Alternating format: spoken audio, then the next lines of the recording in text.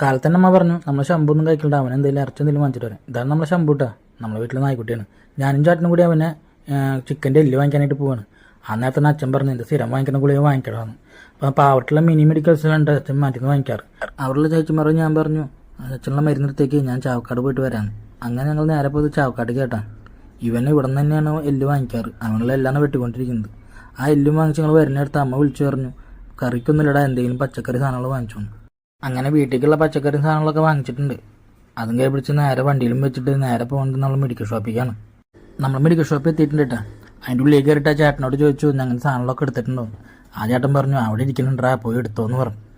അങ്ങനെ നമ്മൾ ആ സാധനം എടുത്ത് നാളെ പുറത്തേക്ക് ഇറങ്ങിയിട്ടുണ്ട്. അതിൻ്റെ കൂടെ ഞാനൊരു സൺക്രീം കൂടി വാങ്ങിച്ചിട്ടുണ്ട്. ഇത് ഇൻസ്റ്റാഗ്രാമിൽ കണ്ടാൽ കേട്ടോ, നിങ്ങൾക്ക് വേണമെങ്കിൽ എന്തെങ്കിലും വാങ്ങിച്ചോ. അങ്ങനെ ഞങ്ങൾ നേരെ വീട്ടിലേക്ക് പോവാണ്. വീട്ടിലേക്ക് അമ്മയ്ക്ക് സാധനങ്ങളൊക്കെ കൊടുത്തിട്ടുണ്ട്, അച്ഛനും മരുന്നൊക്കെ കൊടുത്തിട്ടുണ്ട് കേട്ടോ. ഇങ്ങനെയൊക്കെ പോകുമ്പോൾ അമ്മയ്ക്ക് എന്തെങ്കിലുമൊക്കെ വാങ്ങാറുണ്ട്. ഇപ്രാവശ്യത്തെ മഞ്ച് വാങ്ങിച്ചു